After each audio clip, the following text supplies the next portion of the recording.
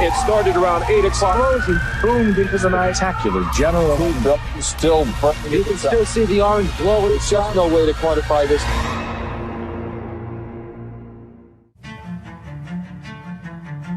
On December 11th, 1995, at 8 p.m., a boiler exploded in the largest textile factory in America at the time, the Malden Mills. It burnt the entire factory to the ground. The fire was so big, it could be seen from miles away, and it took an entire week to put out the fire completely.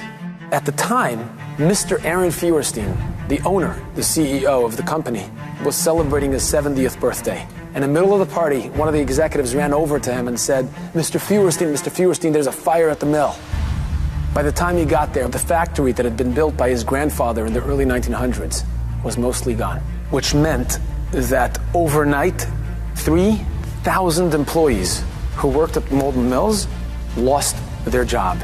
As far as Mr. Feuerstein was concerned, he was about to collect close to $500 million from the insurance company. He was faced with the following decision.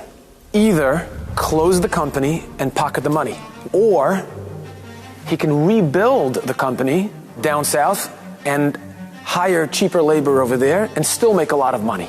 Either choice would have been common practice amongst CEOs at the time. Everybody expected for Mr. Feuerstein to do the same. The next morning, Mr. Feuerstein called a press conference. Thousands of people were crammed and jammed into this huge auditorium. Senators, politicians were there. And in front of everyone, he gets up and he makes this stunning announcement. He pledged to rebuild the factory right here in Massachusetts, bigger and better than ever before. And not only that, he continues and he says, every single one of you will continue receiving your monthly paychecks until it's rebuilt. All our employees will be paid their full salaries. The entire place erupted. There was so much emotion. It was charged because people were so anxious and nervous up to that point, thinking they lost their livelihood. And all of a sudden, the saint of a man gets up and he pledges and he promises that they have nothing to worry about. News media outlets showed the footage of him making the announcement, and they also showed people waiting online afterwards to pick up their paychecks. It made national and international headlines. You'll receive your bonuses and everything today. He was interviewed by dozens of news media outlets, and they asked him, they said, why would you even do that? My father, who was a very observant Jew, taught me, and I still remember his quotation, which was, Bimkom she'ein anoshim, in those circumstances where there is a moral vacuum, hishtadel liyos ish, do everything within your power to be a man. And that's what he instructed his children to do, and that's what I'm trying to do. The President of the United States, Bill Clinton, in 1996, invited him to the State of the Union and sat him next to the First Lady and honored him, calling him periodically afterwards to ask him for business advice, recognizing that here was a man who didn't see money as the end of it all, as the bottom line. Some might have said the proper business decision for a 70-year-old guy is to take the $300 million in insurance and retire. And what would I do with it? Eat more? Buy another suit? Retire and die? Huh. No, that did not go into my mind. That was not an option, not for a second. I was only 14 years old when this happened. But recently, when I heard about it again, I wondered, is Mr. Feuerstein still alive? Can I interview him? Can I meet him? And maybe even can I get a blessing from a great man like that? I made some calls, and I found that he lives in Brookline, Massachusetts. He's alive and well. He hasn't given an interview in 25 years. He said yes. I took along my 12-year-old son, Shalom. We traveled to Boston. We came to the house of his granddaughter, Marika Feuerstein. He lives with his granddaughter, 95. Not a young man anymore, but completely healthy and completely with it. As I walked into his home and shook his hand, I can see in his eyes the wisdom, the life experience. And I was really excited to sit and talk with him. The first question I asked him, I said, Mr. Feuerstein, what gave you the courage, the strength to walk away from hundreds of millions of dollars and do what's right and treat the workers properly like human beings, take care of them? First of all, the Torah. As a young man, when I read and studied the Torah, that showed me the way of life. That was very, very important. Lo sa shok soche, not to oppress the worker. You got a lot of workers. Not to oppress the worker, because he's an oni and an evion. We considered him a human being, not a pair of hands. And there's a difference. He said, my father was a great example. He was a big tzaddik. He also taught me to be a mensch. My father was a tzaddik and had great influence over me. Today we see orthodoxy prospering. But when my father was a young man, orthodoxy was dying. And my father was the one who kept the Orthodox alive in Boston. The business was started by his father, Henry Feuerstein.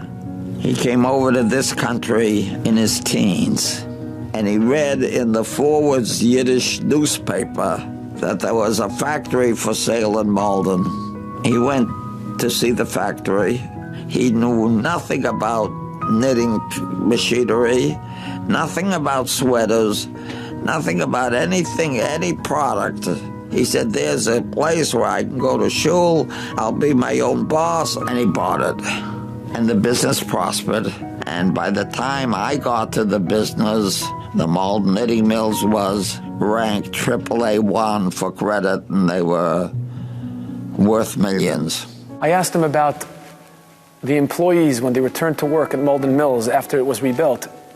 They increased productivity by 40% without a wage increase, just as an expression of gratitude to Mr. Feuerstein and what he had done. We had good employees. Many of them couldn't even speak English.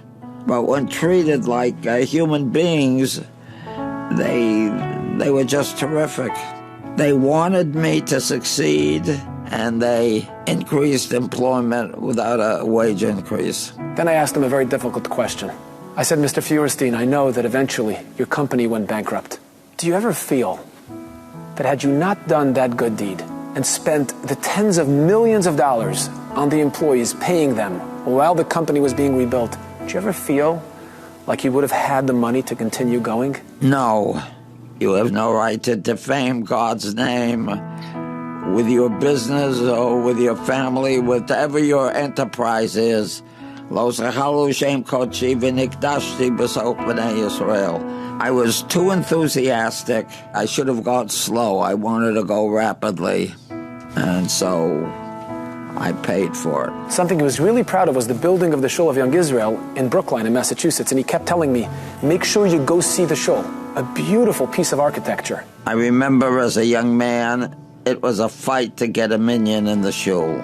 I wanted to have a shul that was not in the basement. I thought that was a bekovedik for God. If you want him to dwell in the house, you have to make a nice house. So we put together the money and we built an Orthodox shul. And it's something that God could walk into. I feel like some of the Jews who went to the Beis Mikdash years ago, I'm in the presence of God. I couldn't help but feel the entire conversation with Mr. Feuerstein was just an incredible experience. I was sitting in front of a giant. He didn't look to sound good or to look good.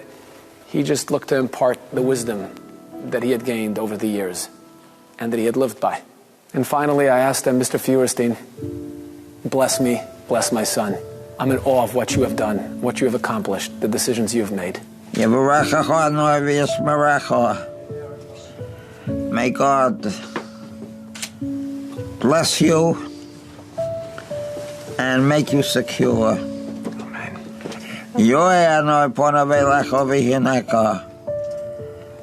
May God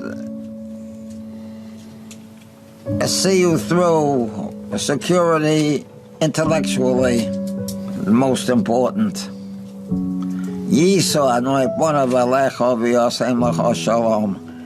And he should give you, without all you do, the divine objective to spread Torah. My son and I will never forget that interview, that experience. I said my